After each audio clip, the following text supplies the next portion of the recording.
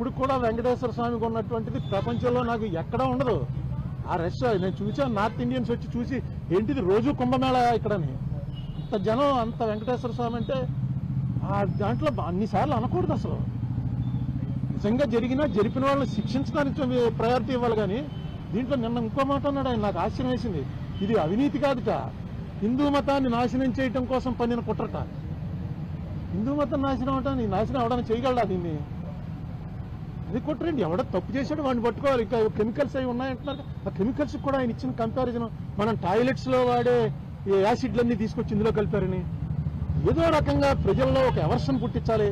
తిరుపతి లడ్డు అంటే అంత టేస్ట్ గా తినే వాళ్ళకి ఆ లడ్డు చూడగానే ఇందులో ఏముందోరా బాబు అని అనిపించే భయం కలిగించాలని సీఎం లెవెల్ మనిషి అలా మాట్లాడటం కరెక్టే. నేను సీఎం గారి ఇంటికి వెళ్తే నాకు కప్పులో టీ ఇచ్చారు.